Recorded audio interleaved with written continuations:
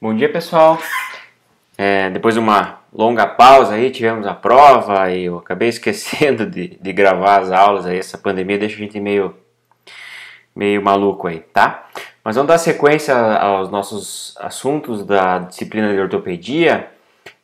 A última aula que nós tivemos foi a aula sobre fraturas do fêmur proximal, né?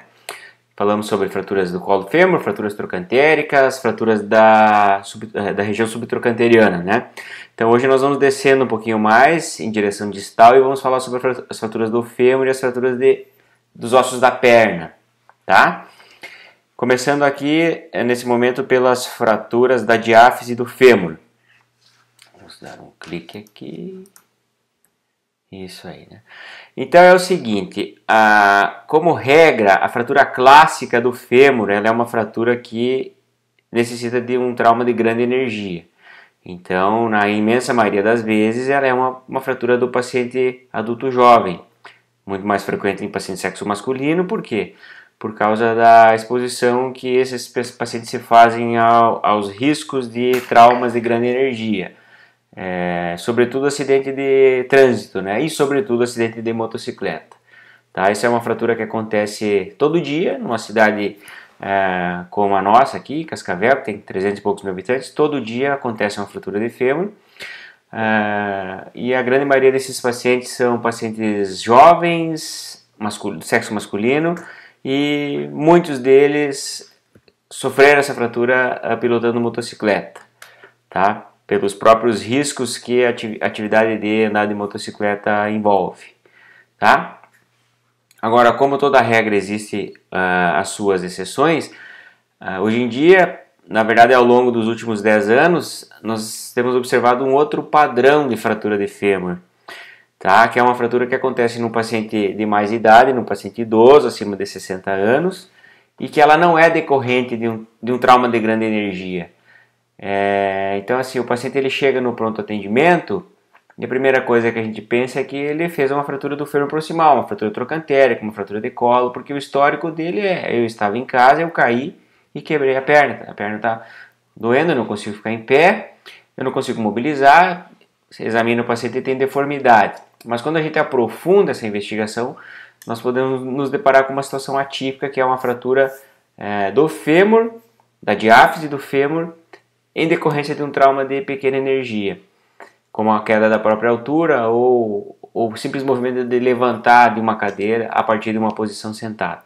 Então, para acontecer uma fratura no fêmur, que é o maior osso do corpo humano, que é um osso que tem uma cortical bem espessa, que teoricamente ele resiste bastante peso, então tem que ter alguma anormalidade. Então, nós chamamos essas fraturas de fraturas patológicas, tá? Uma das fraturas patológicas, que são as fraturas que acontecem em decorrência de uma doença no osso, tá? Uma delas é a fratura por uso crônico de bisfosfonatos, que é uma classe de medicamentos utilizada para osteoporose. Outro tipo de fratura patológica são as fraturas que acontecem nos tumores. Então a pessoa tem um tumor, uma metástase, né, que fragiliza o osso e um esforço de menor energia, que num osso normal não provocaria fratura, nesse paciente com a metástase que fragiliza o osso, então ele vai fazer a fratura patológica. Um outro exemplo é uma fratura por uma osteoporose muito acentuada, uma osteoporose por desuso, por exemplo, um paciente que sofreu um AVC, um dano neurológico, que tem uma hemiplegia naquele lado, ou uma tetraplegia, paraplegia, enfim, e o osso é muito frágil, um movimento simples do dia a dia pode provocar a fratura. Osteomielite crônica também altera a resistência óssea. Então são esses tipos de fratura patológica que nós temos, tá? Nós conhecemos. Eu vou falar um pouco especificamente sobre a fratura por uso crônico de bisfosfonato, que é uma fratura que vem crescendo, né? Porque muitos pacientes acima de 60 anos estão tomando medicamentos para osteoporose, boa parte deles de maneira inadequada e muitos deles sem necessidade. Então isso expõe esses pacientes a sofrer essa fratura. Então imaginem só a situação: uma paciente, sexo feminino, 65 anos ou seus 70, que é resolvido prescrever para ela um medicamento inibidor da atividade osteoclástica, que são os bisfosfonados, com o intuito de evitar uma fratura de fêmur proximal. Por quê? Para evitar uma cirurgia, para evitar a morbidade de uma cirurgia, para evitar a mortalidade perioperatória de uma fratura do fêmur proximal, como nós vimos lá na aula específica, que pode chegar a 20, 30%. Só que ela toma esse medicamento aí por muitos anos, mais de 5 anos, né? E na verdade ela evita a fratura do fêmur proximal, mas ela faz uma fratura da diáfise do fêmur, que vai exigir uma cirurgia, vai envolver uma morbidade de uma cirurgia de grande porte, né, no fêmur, e vai expor esse paciente a um risco cirúrgico, um risco perioperatório, inclusive de óbito, muito parecido com a fratura que ele teria do fêmur proximal se ele não tivesse tomando bisfosfonado, que ele supostamente teria. Então não faz muito sentido, tá? Eu prescrever bisfosfonado para todo mundo acima de 65, 60 anos, a gente vê no consultório às vezes pacientes com 55, 50 anos já tomando. Então isso é um problema, você evita um problema, você arruma outro com a mesma dimensão. Então, qual é o ensinamento? Que as pessoas elas devem ser tratadas de maneira diferente, que nós devemos tratar pacientes e não doenças, né? Então, quando eu estou prescrevendo bisfosfonado para todo mundo, para tratar a osteoporose, eu não estou tratando o doente, a pessoa, estou tratando a doença. Isso é incorreto. Nós temos que tratar o doente. E esse tratamento do doente exige uma individualização, que é como qualquer um de nós gostaria de ser tratado. Eu quero um tratamento individual, personalizado para mim. Será que o meu caso é igual ao de todo mundo? Né? Se for, sim, tudo bem. Mas será que ele não tem uma peculiaridade que vai fazer que ele necessite de um tratamento individual? É isso que a gente tem que pensar. Então esse talvez seja o maior ensinamento da aula de hoje. E isso vale para qualquer área. Isso vale para cardiologia, isso vale para gastro, isso vale para dermato, proftalmo, etc. Isso é medicina básica.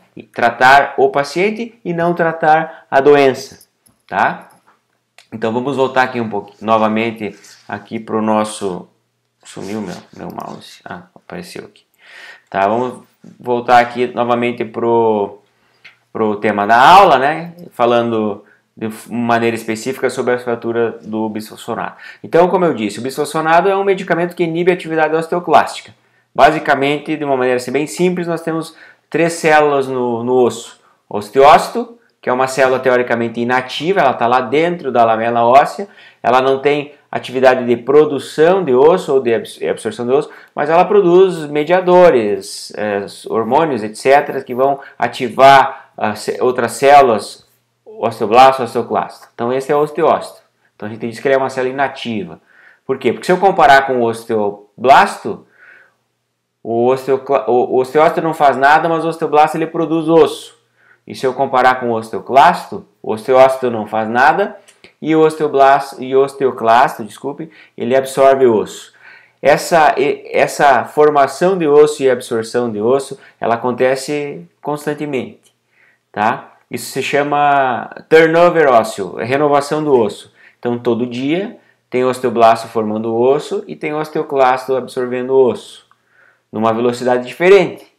O osteoclasto chega a um determinado momento da vida, na terceira idade ali, ele tem uma velocidade de atividade, de ação, 4 vezes maior do que o osteoblasto. Então, ele reabsorve muito mais osso antigo, osso velho, do que a capacidade do osteoblasto produzir e repor esse osso. Então, isso gera um desequilíbrio. E é esse desequilíbrio que faz a osteoporose senil, que é essa osteoporose que todo mundo vai ter. Mais preponderante em mulheres, raça branca, magrinhas, que não fazem atividade física. Aí tem os fatores secundários, tipo tabagismo, sedentarismo, doenças hormonais, etc. Mas assim, todo mundo vai ter osteoporose um dia em decorrência desse desequilíbrio da função osteoclástica e osteoblástica. Tá? Então é esse desequilíbrio que o bisfosfonado tenta reequilibrar. Então ele tenta inibir a atividade osteoclástica para quê? Para fazer com que a sua velocidade de ação fique parecida com o osteoblasto. Tá? Isso de fato acontece, melhora muito os exames, né, as densitometrias ao longo dos anos, então melhora, só que isso eu digo assim, que melhora in vitro, né? Melhora o exame, Mas e a qualidade do osso, como é que ela está? O osso ele vai ficar duro, ele vai ficar rígido e com uma tendência de fratura por esta rigidez. Então eu digo assim para os pacientes, fica um osso velho, né? Ele fica duro, quebradiço, com um módulo de elasticidade muito mais parecido do que o vidro, por exemplo. O vidro é uma estrutura que não tem módulo de elasticidade. Se você pegar uma barra de vidro e vergar ela, ele quebra, ele rompe, né? Diferentemente da madeira, diferentemente do metal. E o osso ele tem um módulo de elasticidade peculiar próprio. Ele permite uma deformidade sem que ele quebre. Então o fêmur é o osso mais longo do corpo humano. Ele tem um módulo de elasticidade que ele permite uma deformidade em torno de 3% do seu comprimento. Então lá na ponta ele pode deformar 3% do seu comprimento sem que ele quebre. Isso é bastante coisa, né? Isso é macroscopicamente visível num osso de 40 centímetros como é o fêmur, né? Tá? Então essa perda do módulo de elasticidade faz com que aconteça a fratura atípica, né? A gente chama de fratura por fadiga do osso, porque se ele não tem mais a elasticidade, ele vai fadigando. Ela não é uma fratura que acontece subitamente como a fratura que acontece num paciente que sofre um acidente, uma queda de altura, um atropelamento, um acidente de carro, um acidente de motocicleta principalmente. Tá? Então quando é que eu vou pensar numa fratura atípica? Quando eu estiver atendendo um paciente com uma epidemiologia e um histórico peculiar. Então eu estou atendendo uma paciente, normalmente do sexo feminino, não me recordo de ter atendido um paciente masculino com fratura por uso crônico de bisfosfonato. E esse ano aí, nós estamos em junho, nós já devemos ter atendido pelo menos uma dessas pacientes por mês. Tá? É bastante coisa. Tem até um estudo, um trabalho que a gente fez aí, epidemiológico, sobre a proporção de fraturas trocanterianas ou de colo que acontecem em decorrência da osteoporose e a quantidade de fratura por uso crônico de bisfosfonato na tentativa de evitar aquela outra fratura. Ela é uma proporção grande, o número de fraturas por bisfosfonato ele é grande consideravelmente. Tá? Então é uma paciente que tem uma epidemiologia peculiar, então chega lá no pronto-socorro, uma mulher de 60 e poucos anos, que conta uma história que ela teve uma queda da própria altura e sofreu uma fratura da perna. Então a primeira coisa que eu vou... da coxa, do fêmur. Primeira coisa que eu vou pensar, primeira hipótese diagnóstica que eu vou levantar é uma fratura de fêmur proximal, né? Porque ela é idosa, ela tem osteoporose, mas aí muitas vezes você pode identificar isso ali na hora, perguntando que tipo de medicamento ela toma. Então ela vai falar que ela toma um antihipertensivo, que ela toma um ansiolítico, etc. E que ela toma lá o bisfosfonato. Há quanto tempo? Há mais de 5 anos. A data-chave, o número-chave são 5 anos. Então até 5 anos a gente tem segurança, acima de 5 anos a gente começa a ter risco. Tá? Então essa é a epidemiologia. Bom, caiu, quebrou, o plantonista já encaminha para fazer exame de radiografia. Então o que a gente observa não é uma fratura do fêmur proximal. E observa uma fratura mais baixa. Aí você pode ir lá, voltar na anamnese e perguntar para ela: a senhora toma remédio para osteoporose? Sim. O que a senhora toma? Eu tomo um comprimido uma vez por semana, ou eu tomo uma injeção uma vez por mês, ou um comprimido uma vez por mês, ou um comprimido a cada 3 meses, ou uma injeção a cada ano. Então são os tipos de medicamento de classe dos bisfosfonatos que a gente tem à disposição, no sentido de tentar dar conforto para o paciente e ele tomar uma injeção uma vez por ano e resolver o problema dele naquele ano. É confortável para o paciente que tem osteoporose, mas quanto mais intensa é a atividade desse remédio, né, quanto maior é o tempo de ação dele, maior é a chance dele fazer a fratura. Tá? Então existem medicamentos injetáveis aí que o paciente toma uma injeção a cada ano só. Então aquele medicamento vai ficar agindo durante 1 ano. Então eu não tenho a oportunidade de suspender ele quando eu quero. O efeito dele, a partir da injeção, vai durar de 1 ano, né? Então esses medicamentos eles têm um efeito mais intenso, o efeito fim, né? Mas eles têm efeitos colaterais mais intensos também, né? Tá? E daí então, a partir disso, nós vamos observar um padrão diferente da fratura. Do que a gente espera em relação ao mecanismo de trauma, tá? Então, o clássico que é um paciente idoso cair, né, e sofrer uma fratura do fêmur proximal, uma fratura trocantérica do colo, até uma fratura subtrocantérica, ou uma fratura da diáfise do fêmur que acontece no paciente adulto jovem que sofreu um trauma de grande energia, tá? Então, existe uma dissociação dessa combinação de tipo de paciente e tipo de fratura, que a gente vai ver aqui em seguida. Isso aqui é uma fratura atípica de fêmur, tá? Por quê? Porque ela é uma fratura que aconteceu numa paciente idosa, decorrente de um trauma de baixa energia. Então, isso é uma fratura atípica de fêmur, tá? Mas ela é uma fratura que tem uma imagem radiográfica típica de uma fratura de uso crônico por uso crônico de bisfosfonato, tá? Então olha só, o padrão, a imagem típica da fratura é essa, é uma fratura quase que transversa, tá? Num paciente idoso que sofreu a queda da própria altura. A gente não espera esse tipo de fratura. Eu espero uma fratura transversa na diáfise do fêmur que tem vejam como tem uma cortical bem espessa aqui. Eu espero uma fratura transversa num paciente que sofreu um trauma de grande energia envolvida, suficiente para quebrar um osso bem resistente. Mas quando a gente analisa melhor esse traço de fratura, nós vamos ver que ela é absolutamente transversa. Observem aqui a cortical bem espessa, ela é absolutamente transversa. E se a gente for observar a cortical lateral aqui, ela vai se espessando, ela forma um pedestal aqui. Ó. Vejam nessa região como ela está se tornando mais espessa, ela está se alargando. Tá? O que isso significa? Que essa fratura ela não aconteceu hoje, ela vem acontecendo ao longo de semanas ou de meses. E aí nós vamos perguntar para o paciente lá, mas a senhora já não tinha dor antes? Sim, eu tinha dor. Faz quanto tempo? Tantos meses eu venho tendo dor quando eu começo a caminhar ou quando eu estou sentado e vou levantar. É um esforço muito grande se levantar a partir da posição sentada. A alavanca é muito grande no fêmur. Então o fêmur ele tende a vergar e aí o paciente sente dor, né? E chega um momento que ele fadiga completamente e quebra. Então ela é uma fratura que vem acontecendo ao longo do tempo. E às vezes ela nos dá a oportunidade de diagnóstico. O paciente vem consultar, estou com uma dor na coxa. Bate um raio-x, faz uma consulta correndo tudo, bate um raio-x, não tem nada, é muscular, e vai embora e tá. E dali a pouco essa paciente aparece no pronto-socorro com uma fratura femoral. Isso é em vida real, já aconteceu, frequentemente acontece.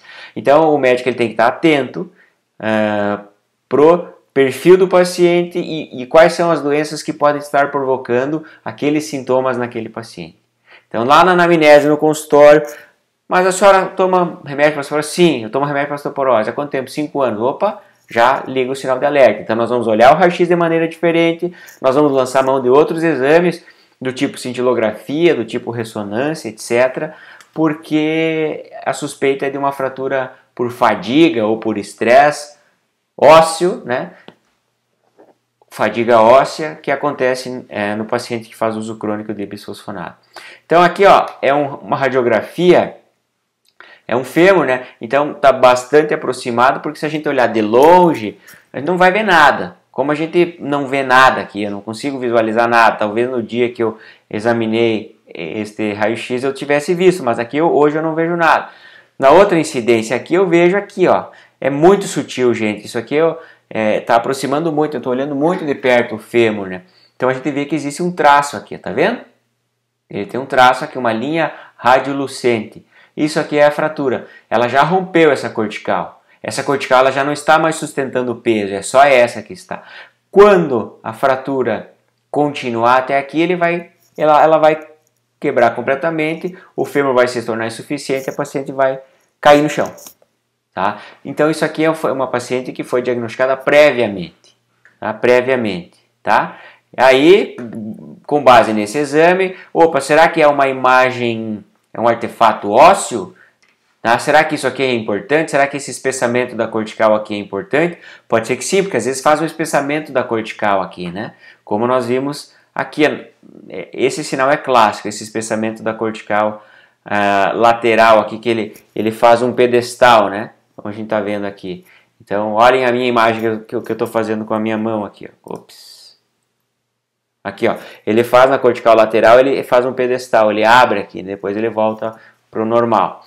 Tá? Então isso aqui é o clássico. Aí nós vamos lá fazer um exame de cintilografia, tá? E ele dá uma captação no lugar que não é comum captar. Aqui no joelho ter essa captação é comum por processo degenerativo, tá? Uma costela que ela caiu, machucou, articulação externo-clavicular é muito comum hipercaptar, paciente que tem processo degenerativo idoso acima de 60 anos todos vão ter, no ombro, aqui na cervical. Mas aqui no meio da diáfise do fêmur, seja no lado esquerdo, seja no lado direito, não é comum. Olha aqui, aqui virando o paciente de costas, a gente vê aqui. Então isso aqui não é comum, tá?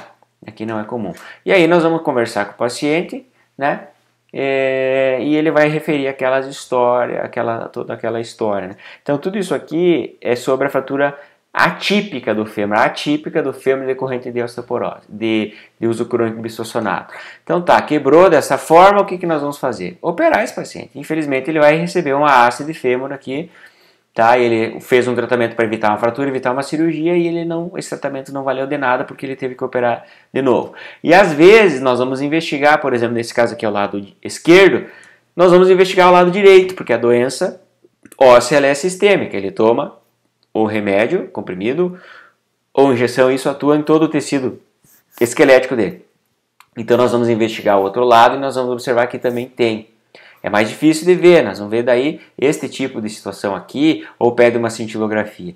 E dependendo do caso, dependendo do tipo do perfil do paciente, dependendo do padrão da fratura, etc., e de sintomas ou não, nós vamos ter que operar inclusive o outro lado que não quebrou, para evitar mas faz sentido eu operar um fêmur para evitar uma cirurgia? Não faz muito sentido. Faz. Por quê? Porque eu tiro esse paciente da urgência, né? Eu opero ele de maneira eletiva, com melhores condições clínicas, né? Com avaliação cardiológica apropriada, com correção de anemia, com correção de alguma insuficiência renal crônica, de alguma disfunção que podem gerar maior risco de complicação pós-operatória. Então vocês imaginem um paciente que toma um anticoagulante, por exemplo, e que cai e quebra o fêmur. Eu tenho dificuldade em esperar 7 dias, 5 dias para ele suspender o anticoagulante e eu poder operar ele. Agora, se eu vou fazer uma cirurgia eletiva, eu programo ela, eu vou te operar na semana que vem. Então, a partir 5 dias antes da cirurgia, o senhor para de tomar o anticoagulante, ou a aspirina, o clopidogrel, enfim, ou a combinação de tudo isso, que é relativamente comum, e aí eu consigo operar ele com uma segurança maior, né? Tá? Mas vamos voltar aqui para o tema da aula, que é a fratura clássica do fêmur decorrente de um acidente de grande energia, um paciente que sofre um atropelamento, uma colisão de automóvel, motocicleta, extremamente frequente, só botar no site de notícia aí da cidade, vocês vão ver, todo dia tem, né? Então, esse é o padrão clássico da fratura. Então, como é que esse paciente ele chega até nós? Ele chega via pronto-socorro, trazido do sistema de resgate, com todo aqueles protocolos que nós vimos nas aulas de fratura de pelve, acetábulo, enfim, né? E ele chega se queixando de dor, incapacidade para ficar em pé, e você vai examinar o paciente, ele tem deformidade no membro, ele tem mobilidade no meio da coxa, desvio rotacional, enfim, e se ele está consciente, ele relata dor e conta o histórico todo dele, né? Então nós vamos partir para o exame de radiografia, tá? E esse exame ele tem que incluir, é obrigatório incluir as articulações adjacentes para pesquisar esse tipo de combinação, né? Então é obrigatório você pode fazer uma radiografia da coxa, do fêmur, para você ter o teu diagnóstico. Olha, é uma fratura de fêmur, mas ele não é um diagnóstico definitivo. Eu preciso ter uma radiografia da pelve, porque às vezes tem lesão associada do colo do fêmur. Então, eu descobri o problema que era a fratura do fêmur, matei a charada. Não, você matou a charada parcialmente, porque ele tem escondida uma fratura da diáfise do fêmur, uma fratura do colo do fêmur, que pode passar despercebida em 30% dos casos, isso é bastante. Não quer dizer que 30% das fraturas do fêmur tem a fratura do colo, não. O índice ele é de 5%, mas desses 5%, 1/3 passa despercebida. E isso é um grande problema, porque vai trazer sequela para ele, eu vou perder a chance de tratar ela no momento oportuno. Então é obrigatório fazer uma radiografia que inclua a pelve, tá? E uma outra coisa que é importante, na inserção da haste de fêmur, tá? Como nós vamos ver adiante, às vezes eu provoco a fratura na inserção da haste, eu erro o ponto de entrada na haste e eu quebro. Aí isso gera um problema, que o paciente vai querer saber se foi o acidente que provocou a fratura ou se fui eu operando ele que quebrei, né? Isso tem uma implicação legal. Então se você diagnostica ela antes, você pode mudar a sua estratégia cirúrgica de tipo de fixação, né? Tá? Joelho, é fundamental ter uma radiografia do joelho também, porque vejam só, né? Muitas fraturas de patela associada, muitas lesões ligamentares de joelho. Então você vai examinar o paciente, como aconteceu semana passada, o último paciente que eu operei, acho que foi quinta ou sexta-feira, né? Fratura de fêmur, né? Teve alta no final de semana. Ele tinha um joelho inchado, desse tamanho assim. Raio-x de joelho perfeito, normal. Então, não é uma fratura de joelho, mas ele tem uma probabilidade grande de ter uma lesão ligamentar de joelho. Né? Rompe o ligamento cruzado anterior ou cruzado posterior. Vejam só, 15 a 55% dos casos. 15% também não é pouco, mas 55% é bastante. Então tem que olhar o joelho dele, né? Tá? Fratura de tíbia, quase a metade pode ter fratura de tíbia associada. E parece bizarro, mas às vezes ela passa despercebida. Quebra só a tíbia, a fíbula está íntegra. Então ele não tem mobilidade tão grande, o cérebro dele está prestando atenção só no fêmur, que está provocando mais dor, então ele nem se queixa da tíbia. Ou ele é um paciente de UTI, inconsciente, entubado, né, sedado, que ele não consegue dizer, olha, está me doendo o dedo do pé, está me doendo a perna. E você identifica uma fratura de fêmur a partir de uma deformidade grande. Tá? Então, tem a fratura do fêmur, mas ele pode ter outras lesões associadas ocultas. Então, eu como rotina nesses pacientes de UTI, eu anoto lá no prontuário que podem existir lesões associadas que não estão sendo possíveis de diagnosticar agora. Tá? Por quê? Porque isso protege o hospital, protege você, profissional, de um questionamento jurídico depois. Mas veja só, o paciente é grave, ele está na UTI, ele tem uma fratura de fêmur, a gente tratou ele, operou ele vai me processar? Infelizmente vai. Infelizmente vai. Mas ele é ingrato? Sim, ele é ingrato. Tá? Isso tem casos práticos no hospital ali, no hospital onde a gente trabalha, no São Lucas, que vou dar um exemplo para vocês. Uma paciente chegou grave, transferida no outro hospital, com fratura de coluna lombar, com lesão de víscera maciça, baço, operou o baço, tratou a coluna, ficou vários dias internada na UTI, entubada, inconsciente, e depois no final foi descoberto que ela tinha uma fratura que passou despercebida do punho, do rádio distal. Não era uma fratura grave, mas ela se sentiu mal atendida, por alguma razão ela resolveu processar o hospital. Processou só o hospital, não processou a equipe médica, porque deixaram passar essa fratura. Né? Felizmente ela perdeu a ação, né? E tomou uma chamada do juiz, né? Mas isso gera incômodo, gera despesa, gera desconforto e você não é garantia que você vai ganhar uma ação desse tipo. Você tem chance inclusive de ser condenado por uma coisa que não era possível você fazer o diagnóstico. Como é que eu vou passar um paciente num scanner radiográfico? Não existe isso. Fazer raio-x do corpo inteiro. Não existe isso. Então os exames de imagem eles são direcionados para aquilo que a gente está suspeitando, né? Tá? Então, a fratura da pelve, do acetábulo. Então, o que essa tabela mostra para vocês? Tem que ter radiografia das articulações adjacentes, tá? Olha só, um exemplo. Vocês imaginem se eu tivesse uma radiografia só daqui para baixo, né? Fez a fratura do fêmur, tá bom, vamos operar, vamos botar uma haste. Eu preparo, eu organizo a cirurgia para fazer uma haste de fêmur, que o acesso cirúrgico é aqui em cima, eu não abordo o foco da fratura. Né? Então o acesso é daqui para cima. Aí lá durante a cirurgia, eu boto o aparelho de intensificador de imagem, o fluoroscópio, o arco IC. Opa, e agora? Tem uma fratura de colo, o que eu vou fazer? Mas eu posso usar a haste? Não, a mesma haste não. Porque a haste que a gente usa para a fratura da diáfise do fêmur, vocês vão ver que ela tem um bloqueio de um parafuso que atravessa o osso e a haste daqui, nesse sentido aqui. Ó. Existe uma haste que tem um bloqueio cefálico, que a gente fala que ele vai daqui para cima. Mas é um material especial. Nem sempre eu tenho ele à disposição estéreo ali no hospital. Então eu peço um material, né? Tá? Ou eu decido que eu não posso fazer uma haste, que eu tenho que fixar isso aqui com uma placa, isso aqui com parafuso. E aí esse parafuso eu não tenho ele estéreo. Então eu tenho que abortar a cirurgia. Não é trocar uma peça de um carro que, eu não tenho essa peça, eu vou encomendar e semana que vem eu termino o serviço. Não é. não é uma peça, não é um conserto de um utensílio doméstico, não é um conserto de um carro. Eu tenho que planejar a cirurgia e na hora dessa cirurgia eu só executar ela. Ela corre lisa. Eu planejo ela, eu penso antes. Na hora da cirurgia eu não tenho que pensar. Eu não tenho que pensar. Claro que às vezes acontece intercorrências e você tem que mudar a estratégia. Mas a regra, assim, a tua cirurgia, você planeja ela antes e durante a cirurgia você só executa. Então eu tenho que planejar ela muito bem para não ter problema na execução dela, tá? Manifestação clínica, exame de raio-x nós já falamos, tem que ter um raio-x de pelve, de joelho, que veja as articulações adjacentes e nós vamos tratar.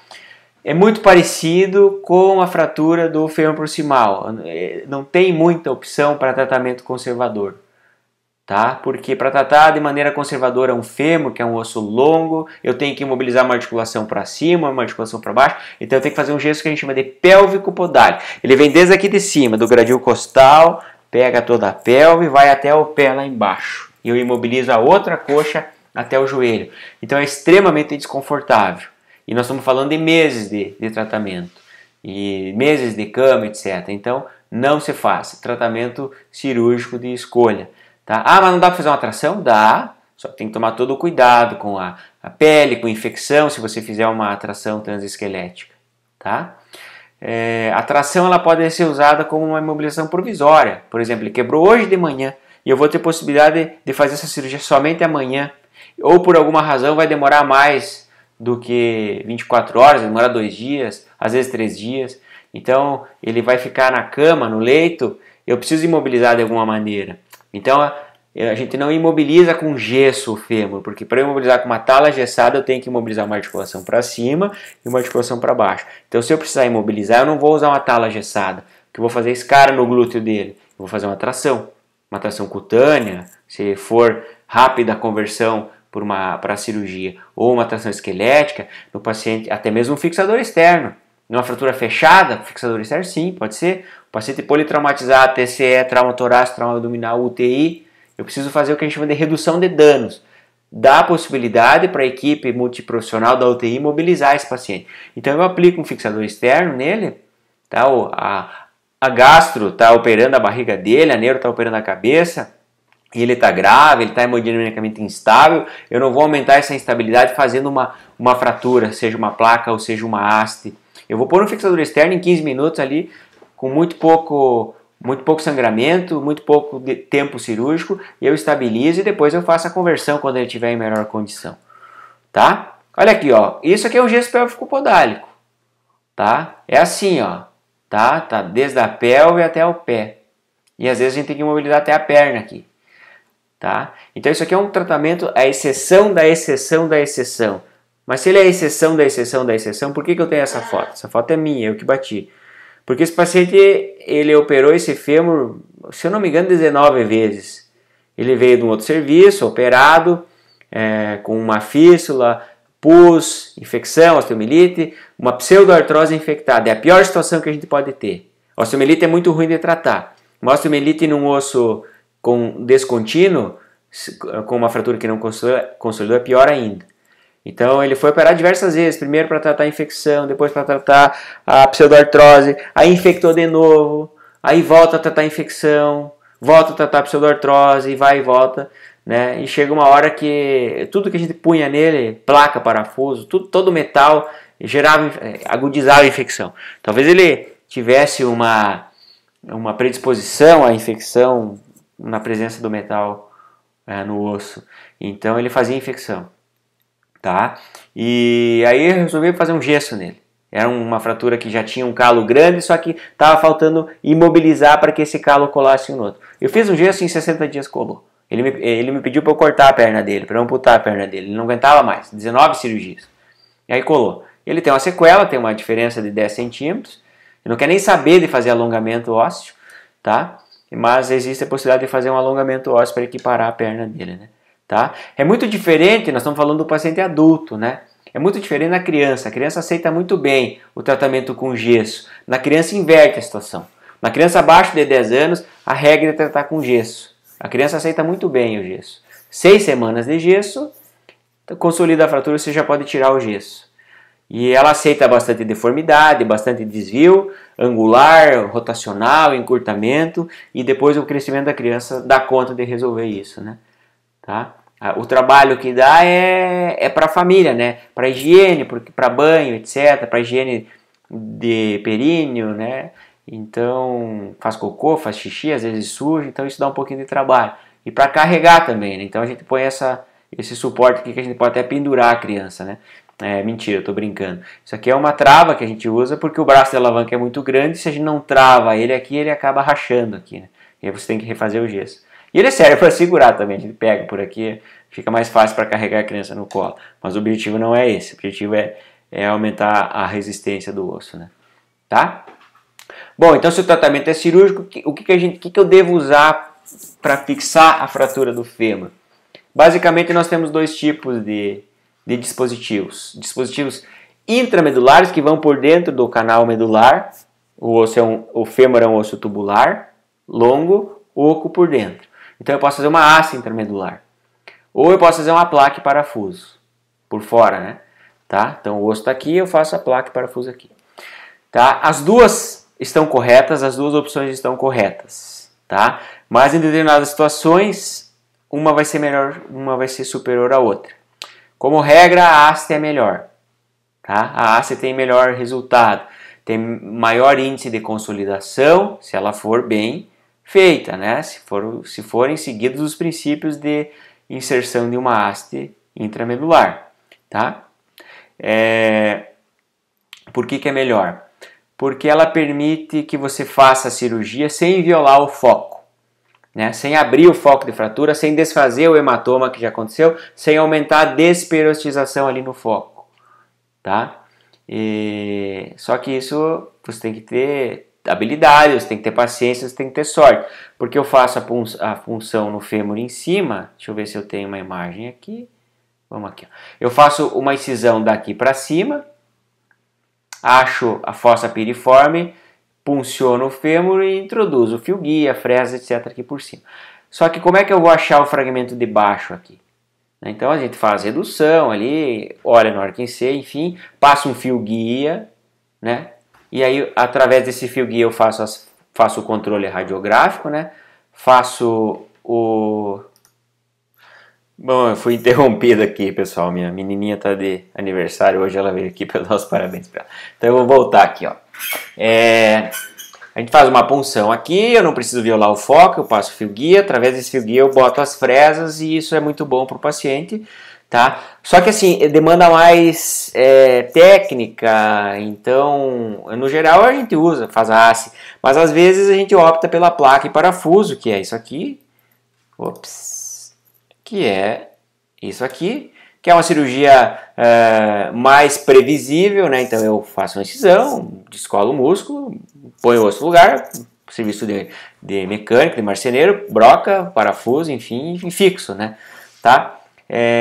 Mas ela agride mais o foco de fratura, vai exigir que o paciente demore mais tempo para pisar, porque se eu libero carga aqui, ele faz uma movimentação e a placa pode fadigar, diferentemente da haste, que o tutor está por dentro do osso, ele está no centro, então a força ela se distribui de maneira circular, ela é mais resistente e o paciente pode inclusive pisar mesmo antes da fratura colar. Então eu digo o seguinte, a haste intramedular ela é muito melhor para o paciente. Tá? Ela é melhor para o paciente. Não dá para dizer que ela é pior. Ela é mais difícil de fazer para a equipe médica, porque exige mais detalhe, exige recursos maiores, arco em C, que a gente também chama de fluoroscópio, intensificador de imagem, né? Nem sempre ele está à disposição. Felizmente, hoje em dia, cada vez mais a gente tem ele à disposição, né? Então, São Lucas tem 3 aparelhos, então isso nos deixa bem à vontade, tá? Mas às vezes não é possível, ou um paciente que não tem condição clínica de fazer uma haste intramedular. Por exemplo, um paciente obeso mórbido, né? Que tem um quadril com um tecido adiposo muito grande. Então, para eu acessar essa região aqui, num paciente, digamos assim, magro ou um índice de massa corpórea normal, eu faço uma incisãozinha pequena. 5 centímetros de incisão, eu resolvo o meu problema, eu consigo acessar.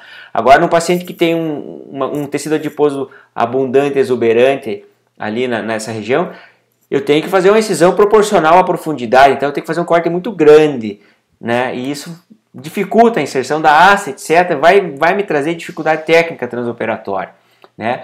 Ou um paciente de UTI, politraumatizado, com outras fraturas, etc., que está grave na UTI e hemodinamicamente instável, recebendo droga vasoativa. Então eu vou entrar para fazer uma haste que pode complicar, que pode demorar aí 1h30, 2 horas. Não é a regra, mas pode acontecer. Então nesses pacientes eu vou optar por fazer uma placa. Não é melhor para o paciente, mas é melhor, não é diretamente melhor para o paciente. Mas é mais fácil para a equipe médica. Isso, se é mais fácil para a equipe médica, se é melhor para a equipe médica, consequentemente também é melhor para o paciente. Mas é para aquele caso, como eu falei no início. A gente está tratando o doente e não a doença. Se eu tratar a doença, fratura de fêmur, eu vou olhar só o raio-x, fratura de fêmur é haste. Mas aí eu chego lá e ele tem uma ferida ali na região. Ele tem uma escária, ele infectada já, ou ele tem uma fratura de acetábulo junto, já foi posto um fixador externo. Então, eu não estou tratando a doença, a fratura de fêmur, eu tenho que tratar o doente inteiro. Então, existem as duas possibilidades, a haste e a placa e a haste, né? Tá? Que elas são muito bem aplicadas, né? Então, vejam só como é o parafuso que eu disse para vocês, ó. Tá? Ele vem daqui para baixo lá. Imagina se ele tem uma fratura do colo. Agora, como é que eu vou fixar se ele já tem uma haste aqui? Então, eu teria que ter usado uma haste diferente, que o parafuso ele fixa daqui para cá. A função desses parafusos qual é? Evitar que a haste e o osso telescopem. Então, numa fratura como esse exemplo aqui, que ela não é uma fratura transversa. Se a fratura é transversa, eu vou apoiar o fragmento de cima no de baixo e ele não vai telescopar. Mas essa fratura aqui, ela é uma fratura em espiral ou oblíqua, e isso permite que, se o paciente pisar, ele deslize. Então eu travo. Esse parafuso está passando por dentro da haste. E aqui também ele está passando por dentro da haste. Então ele trava. Ele evita movimento rotacional, que o fragmento de baixo rode através de um eixo, que é a haste. E também evite que essa haste telescope dentro do osso ou o osso telescope por fora da haste. Tá? Aqui um outro exemplo. Esse paciente nós operamos semana passada, tá lá, né? Fixação dele, né? Tá? Complicações de uma fratura de fêmur, como qualquer cirurgia ortopédica, como qualquer cirurgia de osso longo. Trombose, embolia pulmonar, infecção faz parte de qualquer cirurgia. Embolia gordurosa, tá? É um osso longo que tem medula óssea branca, tá? Medula óssea amarela, desculpe, tá? E essa medula, ela sempre se desloca, quando faz uma fratura de osso longo, ela sempre se desloca para a corrente sanguínea. Então, quando eu falo assim, todo paciente com fratura de osso longo, seja fêmur, seja húmero, seja perna, todo paciente com fratura de osso longo, ele faz embolia gordurosa. Isso é verdade. Por quê? Porque o que é a embolia gordurosa? A embolia gordurosa é a presença da gordura circulando na corrente sanguínea. Todo paciente faz. Agora, a síndrome da embolia gordurosa, que é a repercussão clínica, pulmonar, neurológica dessa gordura no pulmão e no cérebro, é uma minoria, felizmente. E a gente não sabe por quê. Talvez por mediadores inflamatórios que um paciente possa desenvolver e outros não. Mas embolia gordurosa todo paciente vai fazer. Agora, síndrome da embolia gordurosa, com insuficiência respiratória aguda, com formação de petequia, com confusão mental, petequia na região de tórax ou proximal dos braços, com confusão mental, etc. Faz uma angiotomografia, porque é muito mais frequente um tromboembolismo venoso, já que esse paciente está acamado, já que ele não está andando. Então faz uma angiotomografia normal. Então aí chega-se à conclusão de uma síndrome de embolia gordurosa. As complicações crônicas são pseudoartrose, que é a ausência de consolidação, e deformidades rotacionais, perda de movimento de articulação, principalmente do joelho, por trauma, né? Diminuição da função, mas isso muitas vezes é o ônus do trauma dele, né? Então isso também tem que ser trabalhado com o paciente. E eu falo bastante isso para você sobre essas questões da relação médico-paciente, porque isso a gente, de costume, a gente não aprendia na faculdade. questão de você informar o paciente exatamente, olha, antes de fazer a cirurgia, você vai ficar com problema. Por quê? Porque eu tenho um limite de conserto, eu consigo consertar até esse limite. Então a tua perna vai ficar com diminuição de força, não vai ficar igual como era antes. Por quê? Porque quando eu digo isso antes para o paciente, eu não estou querendo justificar um problema que possa ter acontecido na cirurgia, uma diminuição de função decorrente da cirurgia. Porque vocês imaginem a situação, o paciente quebra o fêmur, eu vou lá, opero. Aí depois da cirurgia eu digo assim para ele, olha, a tua perna vai ficar mais curta, eu não consigo resolver isso. Será que não consegue? Será que não tinha condição antes? Por que não me avisou antes então, né? Então quando a gente explica antes para o paciente, fica mais transparente a relação, a situação dele, o diagnóstico dele fica mais claro para ele. Então ele entende melhor, e eu não estou mentindo, eu não estou exagerando. Exagerar também é incorreto, inclusive previsto no Código de Ética Médica, né? Eu não posso exagerar e dizer, olha, sua fratura é muito grave, tem chance de você perder a perna, tem que operar correndo tudo. Não é verdade. Mas eu tenho que explicar, eu tenho que dedicar tempo, não é perder tempo, eu tenho que dedicar tempo explicando para ele, para que ele fique mais seguro, né? E para que a minha relação médico-paciente de fato deliga e se estabeleça para que a gente possa operar ele com tranquilidade, tá? Vamos seguindo um pouquinho mais para baixo, né? A fratura da diáfise dos ossos da perna. Claro que entre o fêmur e a perna tem patela, tem fratura do fêmur distal, tem fratura do fêmur proximal, mas são fraturas mais raras, não são tão frequentes, então a gente tem que focar no que é mais frequente, porque nós só temos 4 meses, né? 2 bimestres. Então, fratura dos ossos da perna, tá? A tíbia é o osso longo que mais sofre fratura e tem um alto índice de fratura exposta, como nós vimos na aula de fratura exposta, tá? Só que nós temos 2 ossos, nós temos tíbia e fíbula, tá? A fíbula, para a perna, ela não tem muita importância, entre aspas, né? Se ela não tem importância, por que ela está ali? Não é que nem o apêndice, que não tem importância, mas está ali para inflamar, para fazer apendicectomia.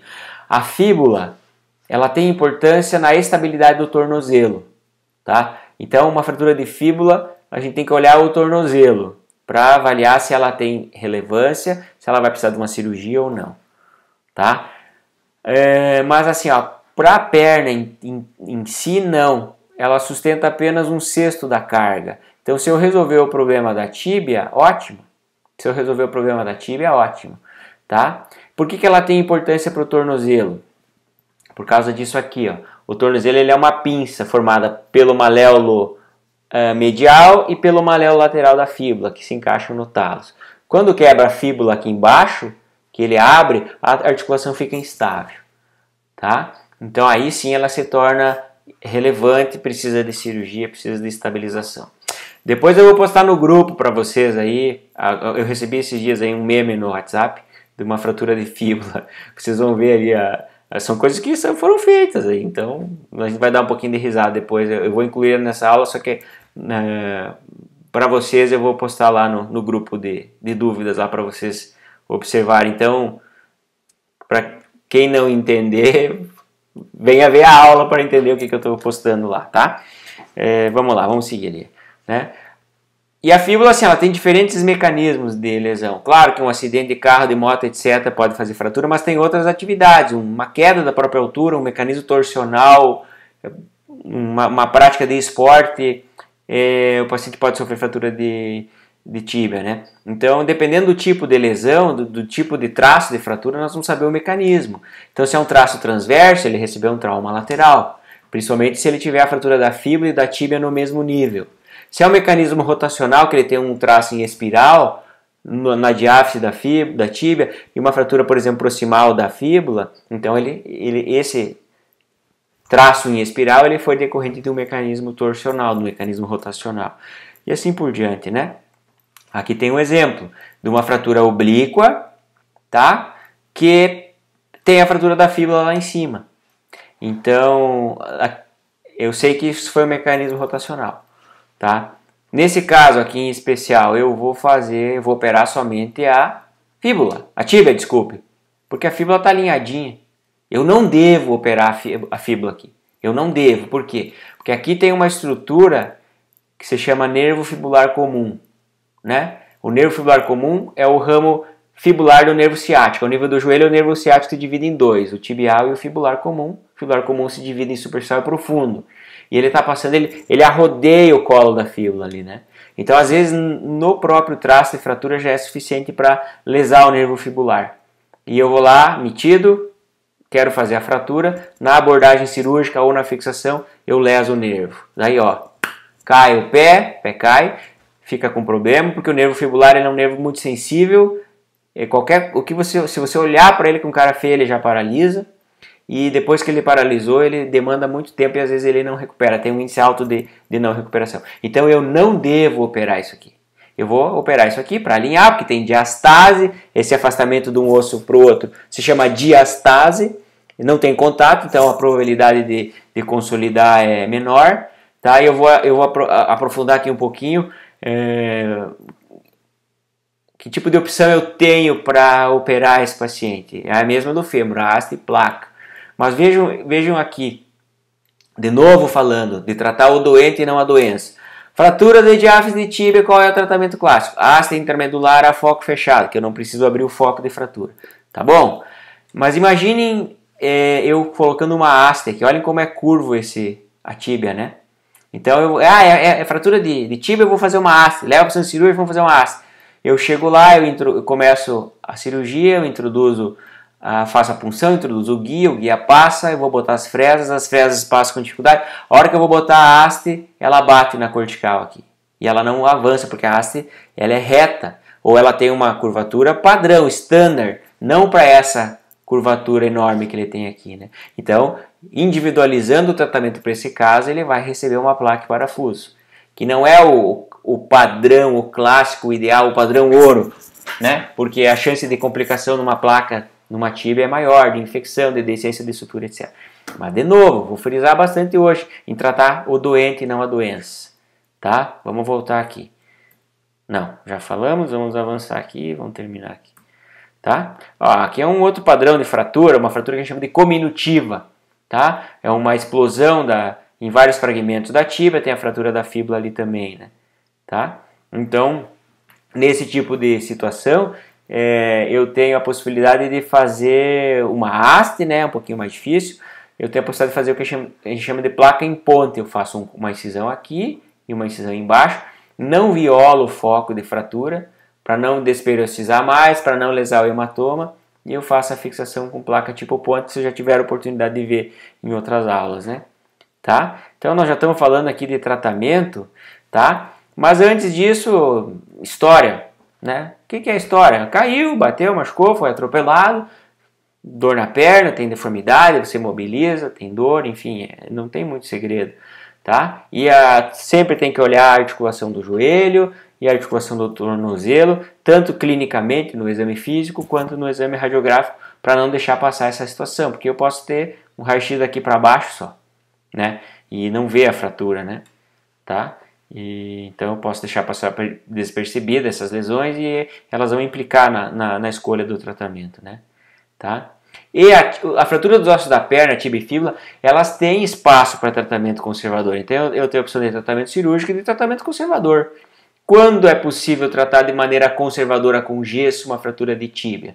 Nos pacientes com trauma de baixa energia, caiu, né? Sofreu entorse, jogando bola, etc.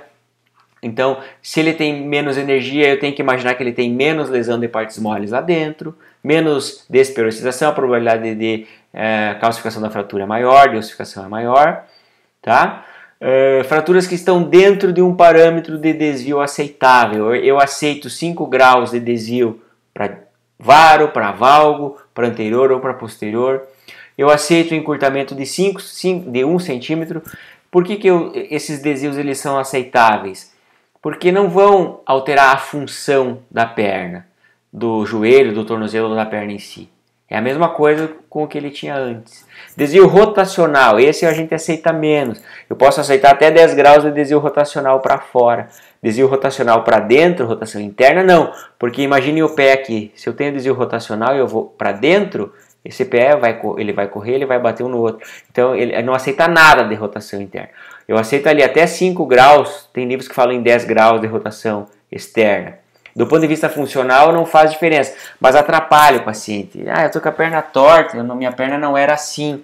Então atrapalha ele, a gente acaba sendo mais exigente em deixar simétrico como o outro lado ou como era antes. O problema é que eu não sei como era antes, então eu uso o outro lado como referência. Traço simples, um traço transverso, oblíquo curto ou oblíquo longo. Um traço cominutivo que já tem um fragmento em cunha, que a gente também chama de asa de borboleta, não. Então, e as fraturas isoladas. Então, de novo, tratando o paciente. Tudo isso, uma fratura com desvio aceitável, um traço simples ou uma fratura sem desvio, num paciente que não tem outras lesões, gesso bem indicado. Agora, não é bem indicado fazer um gesso num paciente politraumatizado, que tem fratura de tíbia, de fêmur, de húmero, TCE, trauma abdominal. Então, um paciente politraumatizado desse polifraturado, que tem uma fratura sem desvio, traço simples, etc., ele vai receber uma cirurgia, ele vai receber uma indicação de cirurgia, porque ele é politraumatizado. Eu estou tratando o paciente, eu não estou tratando a doença. Tá? Tratamento cirúrgico, fraturas decorrentes de trauma de grande energia, politraumatizados, com lesões associadas, desvios, encurtamentos além do limite aceitável, fraturas cominutivas, esses pacientes eles vão receber indicação de cirurgia. Tá? Eles vão receber indicação de cirurgia. Aqui tem exemplos, né? Olha só, uma fratura decorrente do mecanismo torsional, a tíbia aqui está quebrada e quebrou a fíbula ali em cima. Eu vou fazer uma haste de tíbia nele. Eu não vou nem dar bola para a fíbula, porque ela vai consolidar em 20 dias, 30 dias, ela já consolida. E ela pode consolidar em baioneta sem problema nenhum. Tá? Se essa fratura fosse aqui perto do tornozelo, aí muda a situação, porque ela vai comprometer a estabilidade do tornozelo. Tá? Existem opções. Então vejam só, isso aqui é um exemplo. Esse paciente chegou assim, foi um residente que queria fazer uma fratura de tíbia, uma haste. Daí eu falei, procura e vamos fazer, né? Ele achou o paciente pra gente fazer, né? Daí eu fui ver o paciente, fui conversar com ele. O que aconteceu com o senhor fulano? Nada. Opa, daí eu já vi, não, tem alguma coisa diferente. Não, o que aconteceu com o senhor? Não aconteceu nada. O senhor quebrou a perna? Não quebrei. Ergueu a perna assim, mexeu, a perna fez assim. Daí eu fui examinar ele, olha lá, um dedo amputado de um lado, doença vascular, no outro lado também já não tinha 2 dedos, tinha ferida. Aí o paciente psiquiátrico vai atrás da família, o pai é alcoólatra. Tratar a fratura, eu vou pôr uma haste nele. Tratar o paciente, eu vou pôr um gesso nele. Por quê? Porque a chance de complicação é muito grande, né? Mesmo com gesso. Então olha aqui, olha a condição de pele dele, né? No gesso ele já abriu uma ferida, né? Tá? Ele abriu uma ferida já. Então imagina se eu opero ele, né? Eu levo essa infecção lá para dentro do osso, transformo numa osteomielite e ele acaba numa amputação, né? Como aconteceu esses dias no hospital. Tá? Inventaram de fazer lá uma cirurgia não convencional num paciente do tipo desse aqui, andarilho, né? E virou numa confusão, quase que amputou a perna, não sei se não amputou, tá? Tratamento conservador, por que às vezes, se fosse, por exemplo, na minha perna, eu ia querer que operasse, mesmo sendo uma fratura sem desvio, enfim, tá? Por causa disso aqui, ó, demora 20 semanas para consolidar. Então, quando aqui está dizendo que esse tipo de situação ele pode, ele cabe tratamento conservador, é exatamente isso, cabe tratamento conservador. Não quer dizer que eu tenha que operar, que eu tenha que tratar com gesso. Porque na minha perna eu quero que faça uma haste, porque na semana seguinte eu estou trabalhando, eu estou dirigindo, eu estou trabalhando, estou produzindo de novo. Mas, nesse tipo de situação aqui não cabe tratamento conservador, tá? Então o tratamento conservador ele é feito com gesso, um gesso alto no início, depois um gesso baixo e no final dá para terminar ele com órtese, mas ele demora 20 semanas, é muito tempo. Tá? Então primeiro ele recebe um gesso alto lá em cima, né, que vai até lá em cima, o joelho ele fica dobrado, é difícil de tomar banho, não dá para dirigir, não dá para fazer nada, né? Mas depois aí de algumas semanas é possível fazer esse gesso que se chama gesso PTB, é uma sigla em inglês que se chama Patellar Tendon Bearing, gesso de apoio no tendão patelar. É um gesso moldado no joelho e permite que o paciente pise, para terminar o tratamento dele, para ele não ficar tanto tempo sem pisar. Né? Chega um momento que a fratura exige carga, seja um momento que o calo ósseo exige carga para ele receber cálcio e terminar a consolidação dele. Né? Tratamento cirúrgico, Pode ser feito com placa e parafuso, exceção, por isso que a haste está grifado aqui, né? Não está grifado em vermelho para negativamente, se grifar em vermelho, né? Mas é para chamar a atenção que é a escolha, o tipo de implante de escolha, que tem menor agressão para as partes moles, tá? Mas às vezes a gente pode lançar mão da placa e parafuso, nos casos de exceção, e às vezes do fixador externo, nos casos de exceção, assim como o fêmur, no paciente politraumatizado, eu preciso fazer o programa de redução de danos, então eu ponho o fixador externo, permito que na UTI mobilizem ele, mudem de decúbito, virem de lado, de ponta cabeça, em posição prona, enfim, tá? Olha lá, esse aqui é o mesmo caso que nós vimos lá. Vejam como é curvo o fêmur. Então eu tenho que ver isso aqui antes, identificar esse problema antes da cirurgia, porque se eu tentar botar uma haste, eu vou ter que moldar ela, mas isso não existe. Eu moldo a placa e não a haste, né? Tá? Olha lá como é que é a haste. É o mesmo princípio do fêmur, né? Vai por dentro, não viola o foco, bloqueada, para evitar encurtamento, para evitar desvio rotacional, tá? Complicações é a mesma coisa do fêmur, voltem lá na onde eu falei sobre embolia gordurosa, sobre trombose venosa profunda, embolia pulmonar, síndrome compartimental não é comum, felizmente, mas se a gente olhar o capítulo síndrome compartimental, nós vamos ver que a fratura de tíbia e fíbula, o trauma da perna, é um dos que mais fazem síndrome compartimental, tá? Pseudoartrose, a não conservação da fratura, osteomielite, infecção, tá? Então, uma aula um pouquinho extensa porque ela fala sobre 2 assuntos, então nós estamos na perna. Vou fazer hoje mesmo ainda uma aula de tornozelo e passar para vocês, ossos do pé, daí a gente termina o membro inferior e nós vamos pro membro superior. Beleza, pessoal? Bom feriado para vocês, bom final de semana. Tá, e um abraço aí, já estou perdendo a esperança da aula presencial nesse semestre, mas enfim, é o que a gente tem para hoje. Até mais, tchau, tchau.